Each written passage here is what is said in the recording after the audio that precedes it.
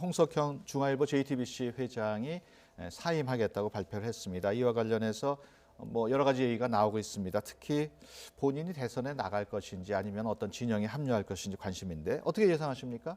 글쎄요. 사실 정치적인 부분에 대해서는 저보다 사실 이상일 의원님이 훨씬 더 고견을 갖고 계실 것 같아가지고 먼저 좀 들어보면 어떨까 싶습니다. 그동안 끊임없이 지금 출마설이 제기가 됐었죠. 홍석현 회장의 출마설이 계속 회자가 됐었는데 결국은 이제 언론사 사주 위치에서 내려왔습니다. 이 얘기는 본인의 또 이야기 속에서도 본격적인 정치 활동을 시작하겠다라는 어떤 선언을 읽히는데요. 당장 이번 대선에 이제 뛰어들 것이냐 여부가 관심이 되고 있습니다만 지금 이제 대선까지 남은 일정 시점이라든지 현재 이제 시작하는 단계에서 명확하게 어떤 이제 정당의 어떤 포지션에 가지 않은 부분을 보면은 아마 이번 대선보다는 앞으로 있을 정치 일정을 고려하면서 본격적인 어떤 정치 무대에 등판을 하는 어떤 준비를 시작하는 게 아닌가 보여지는데요.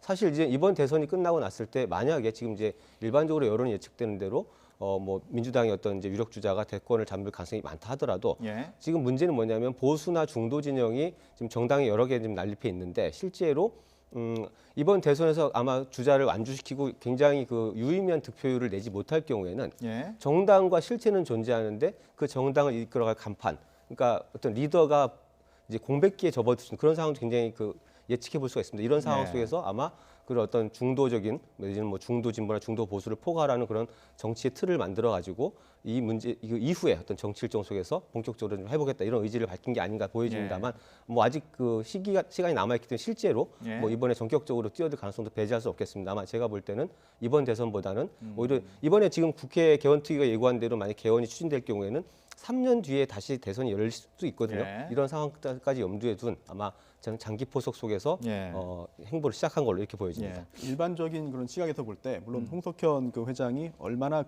국민을 위한 정치를 할 수 있을지 여부와 별개로 어떤 언론사 사주 출신이지 않겠습니까? 그렇다면 언론사의 사주가 이제 현실 정치에 뛰어드는 것이 과연 국민들의 눈높이에 볼 때 용납이 되겠는지 여부까지도 지켜봐야 되겠는데요. 그러한 우려라든지 그러한 걱정들을 불식시킬 정도로 비전을 보여준다면 국민들이 선택을 하겠고요. 그렇지 못하다면은 사실은 자칫 본인의 뜻을 펼치기도 전에 여러 가지 난관에 처할 수 있을 것 같습니다. 홍석현 회장은 지금 조카인 이재용 삼성전자 회장이 지금 구속 수사를 받고 있는 상황이거든요.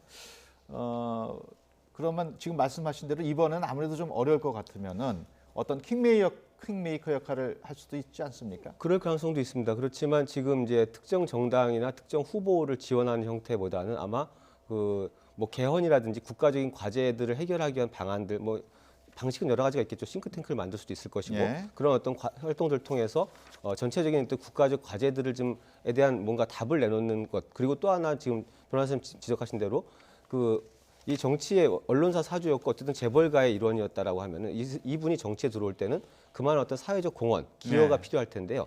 그런 부분들까지 활동을 같이 병행해 가면서 아마 좀 장기적으로 실제 본인의 어떤 정치 활동을 재개하지 않겠나 생각이 됩니다. 알겠습니다.